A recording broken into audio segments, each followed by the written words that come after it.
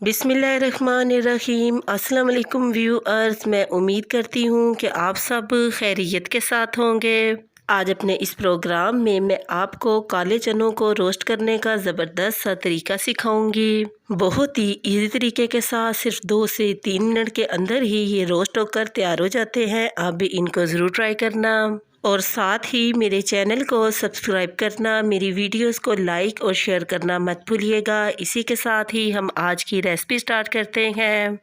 भुने हुए चने बनाने के लिए 250 ग्राम मैंने काले चने लिए थे। चनों को मीठा सोडा लगाकर रात भर के लिए मैंने पानी में भिगोकर रख दिया था और फिर एक कपड़े की मदद से मैंने इनके एक्स्ट्रा पानी को अच्छे तरीके के साथ ड्राई कर लिया है। एक कढ़ाई में हमने मोटा वाला नमक डालना है और इसको मीडियम फ्लेम पर गर्म कर लेना है। जैसे ही नमक गर्म हो, इसमें हमने चने ऐड कर देने हैं।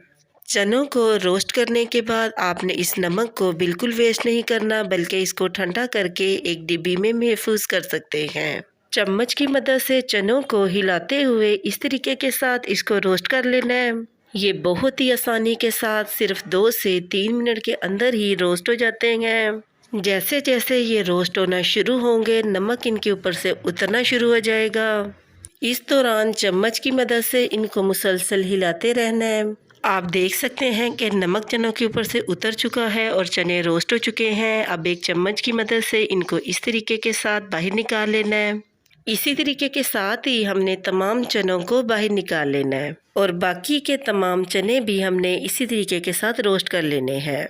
लीजिए, हमारे तमाम चने रोस्ट होकर बिल्कुल रेडी हो चुके हैं। आप भी इनको ज़रूर ट्राई करना और कमेंट सेक्शन में अपनी राय के बारे में मुझे ज़रूर बताना कि आपको मेरी आज की भुने हुए चनों की ये रेसिपी कैसी लगी। इसी के साथ ही मैं आपसे दोबारा मिलूंगी नेक्स्ट प्रोग्राम में एक नई रेसिपी के साथ। तब तक के लिए अपना बहुत ही ख्याल रखिएगा और मुझे अपनी दुआओं में ज़रूर याद रखिएगा। मैं अब आपसे इजाज़त चाहती हूँ। अल्लाह हाफिज़।